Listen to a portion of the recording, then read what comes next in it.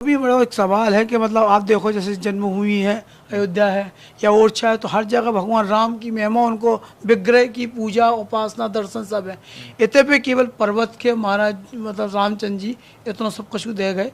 तो और एक अपने सनातन में है कि एक साकार ब्रह्म के एक मूर्ति हाथ पैर, इतने केवल मस्तिष्क रूप में आई, उनको एक शरीर का एक हिस्सा जो कहा की कहानी है कुछ। ऐसा है, पर्वतराज हैं जी ये कहानी आती है कि ये सुमेरु पर्वत का भाग है।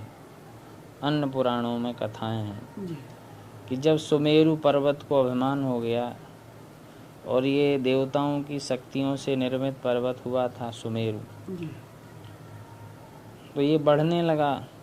जब ये बढ़ा तो इसको ये अभिमान हो गया कि नहीं नहीं, हम तो सर्वश्रेष्ठ हैं, सबसे बड़े हैं, हम जो करेंगे वही होगा। तो बोले तुम क्या क्या करोगे? बोले हम सबसे पहले तो एक काम करेंगे कि सूर्य हमसे ऊपर क्यों है। बोले ये जो लाइट ये हमसे ऊपर क्यों? तो बोले मैं सबसे पहले तो इसको छोटा करूँगा, ढकूँगा, इससे भी ऊपर जाऊँगा।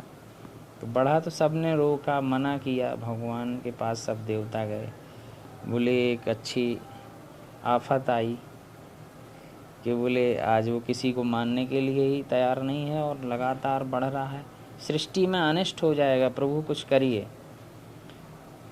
तो उसके पास गए तो वही बात कि हम तो ये सूर्य, तो भगवान ने कहा ये व्यवस्था है सृष्टि की, संचालन की, कि हम जैसे कमरा इतना बड़ा है, बल्ब इतना है, तो उसको ऊपर ही तो लगाया जाएगा, तब सभी जगह प्रकाश होगा समान रूप से। तो ये व्यवस्था की दृष्टि से ऊपर है, ना कि ये बड़ा है बहुत, इस दृष्टि से है।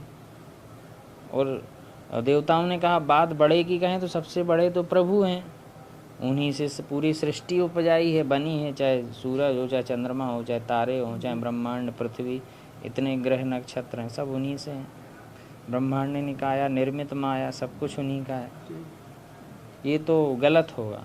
जब वह नहीं माना तब फिर सुदर्शन चक्र को आदेश देते हैं, तो उसका मस्तक अलग किया और पुच्छ भाग अलग किया। तो मस्तक यहाँ चित्रकूट में गिरता है, ये कामदगिरी है, और पुच्छ भाग इसकी वृंदावन में गिरती है जो गोवर्धन है, और जो पीठ भाग था बीच का वो कैलाश पर्वत हुआ है। ऐसे उस सुमेरु पर्वत से 3 भाग हुए, जो पौराणिक जो मान्यता है, जो कथा आती है। हाँ हाँ। तो फिर ये जब खंडित हो गए तो फिर वो त्राहिमाम रक्षा करो रक्षा करो, ऐसे ही होता है। अभिमानी व्यक्ति जब बहुत ज़्यादा अति करता है तो फिर कोई ना कोई तो होता ही है जो उसको एहसास दिलाए। तो फिर नतमस्तक हो गया, सब कुछ भूल भाल गया कि हम में कोई शक्ति, पावर, बोले हमसे भी बड़ी कोई शक्ति है। फिर भगवान ने कहा कि ठीक है, तुम अभिमान में चूर थे, सुन ही नहीं रहे थे, लेकिन ये व्यवस्था सबके लिए है। नहीं कुवस जन्मा जग माही, प्रभुता पाए ताह मद नाही, लेकिन उसकी भी व्यवस्था है। तो उसी व्यवस्था के लिए ये है कि जो एक भाग तुम्हारा चित्रकूट में है, दूसरा भाग पुच्छ भाग गोवर्धन में है, अब तुम प्रार्थना कर रहे हो। बोले हाँ, अब तो हमें निंदा के पात्र हो गए, कोई भी हर एक युग में हमको गालियाँ मिलेंगी, हमको धन्य करिए। भगवान ने कहा कि ठीक है, जब हम राम अवतार में आएंगे तो तुम्हारा ये स्वरूप धन्य करेंगे मस्तक को, और मैं स्वयं आऊँगा, आराधना करूँगा और तुमको पूरा विश्व पूजेगा, सकल संसार के स्वामी के रूप में तुम पूजोगे, विश्व वंदनीय कहलाओगे। बोले वाह। बोले जब हमारा कृष्ण अवतार होगा, दूसरा अवतार होगा, तो मैं तुमको धन्य करूँगा, तो तुम गोवर्धन गिरिराज के रूप में, गोवर्धन गिरिराज के रूप में पूजे जाओगे, लोग तुम्हारी भी प्रदक्षिणा करेंगे, तुम भी कामनाओं को पूर्ण करोगे।